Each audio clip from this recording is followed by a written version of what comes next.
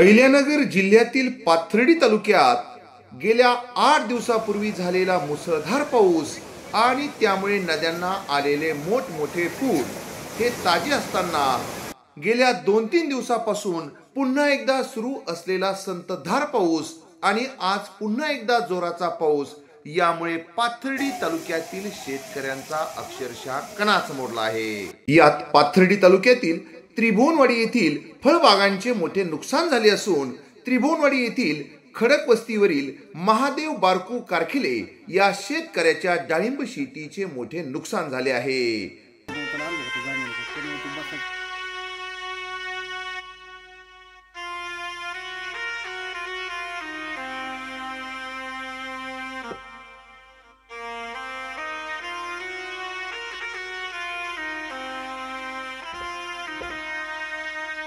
आमचं हे 355 झाडं आहेत। अक्षरशः ते पाण्यातून त्याच्यावर पाणीच वाहते सारखं वरून पाणी येणार आणि त्याच्यात जवळजवळ आमचा 1.25 लाख रुपये खर्च झाला आणि 1.25 लाखातून आम्हाला आज असं वाटतंय की आम्हाला 1.25 रुपया सुद्धा येत नाही, इतकं नुकसान झालंय आमचं। खर्च झालेला आहे ना, त्या खर्चापैकी बहुतेक जवळजवळ 80% उधारी आहे आणि ती आता उधारी आम्ही कशाची जोर द्यायची असा प्रश्न पडला। आम्हाला असं वाटतं आम्हाला सरकारने काहीतरी निदान खर्च झालेला का व्हायना द्यायला पाहिजे आणि ह्या संकटातून आम्हाला बाजूला काढलं पाहिजे। स्वतःच्या लेकरापेक्षाही अधिक जपलेल्या फळबागेचे नुकसान यामुळे महादेव कारखिले यांच्या कुटुंबियांनी पाहिलेले स्वप्न अक्षरशः धुळीस मिळाले आहे।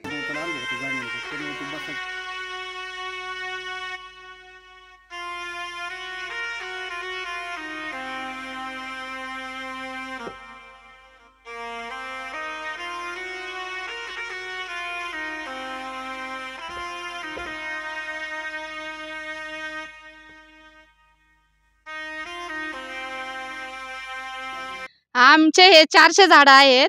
आम्ही लेकरापेक्षा त्यांना खूप जपलोत, पण आमचं काहीच आम्हाला हातात भेटलं नाही। आम्हाला असं वाटलं होतं की दिवाळी चांगली साजरी होईल, पण आमची दुःखात दिवाळी साजरी होईल असं झालंय आम्हाला सध्या।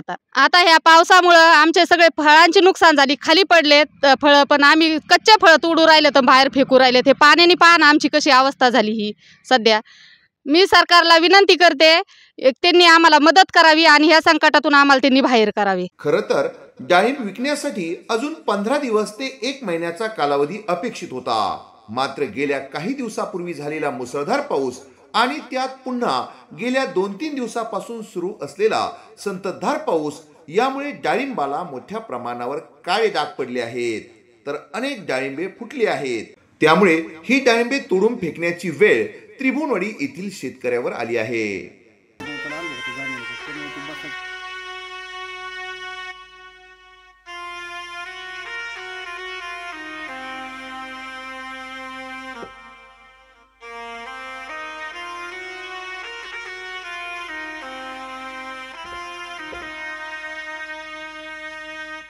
सहा महिन्यापासून ह्या झाडांना आम्ही खूप जपलो व फवारा वेळच्या वेळेला मारत होतो। फवारा एकही दिवस लेट होऊन दिला नाही आणि शेवट पावसाने आमचं सगळं तोंडावर आलेलं पिकाची मात केली आणि आता आम्ही करायचं काय या पिकाचं? आम्ही एक वेळेस किराणा नाही आणला, पण औषधं घेऊन येत होतो आणि आता शेवट असं झालंय की आम्हाला पाण्यातून फळं फेकून देण्याची वेळ आली। सगळे झाडं ते सगळे खराब झालेत। त्रिभुवनवाडी गावातील सर्व शेतकऱ्यांपुढे असा प्रश्न निर्माण झालाय की या पावसामुळे सगळे पिकं विस्कळीत झालेले आहेत। शेतकऱ्याचं सगळं जनजीवन विस्कळीत झालेलं आहे। आता शेतकऱ्यांनी करायचं काय? लवकरात लवकर सरकारने आर्थिक मदत करायला पाहिजे सर्व शेतकऱ्यांना। मी हेच विनंती करते सरकारला। या मुसळधार पावसाने फक्त मोठ्या माणसांच्याच नाही तर लहान मुलांच्या मनावरही कधीही न बुजणाऱ्या खोलवर जखमा केल्या आहेत, हे नक्की। खूप दिवाळीला कपडे घ्यायचे होते, खूप काही सारे फटाकडे घ्यायचे होते, खूप काही वही पेन घ्यायचे होते व सर्व छान दाई मिळालते व समजे फुटलेले आहेत। मला हे गेले कसे पप्पानी हे घ्यावा, कसे वही पेन घ्यावा, मला खूप दुःख होते। मायबाप सरकारने त्वरित दखल घेऊन शेतकऱ्यांना भरघोस मदत करावी अशी अपेक्षा आहे। त्या दृष्टीने त्रिभुवनवाडीच्या तलाठी श्वेता शेलार, कवडगाव ग्रामपंचायतचे ग्रामविकास अधिकारी नजन, सरपंच गीता कारखिले यांच्यासह ग्रामपंचायतचे पदाधिकारी आणि महसूल विभागाचे अधिकारी व कर्मचारी युद्ध पातळीवर पंचनामे करत आहेत. मात्र प्रत्यक्षात शेतकऱ्यांना कधी मदत मिळेल हे पाहणे उत्सुकतेचे ठरणार आहे. जिंदगी न्यूज नेटवर्क, त्रिभुवनवाडी, पाथर्डी.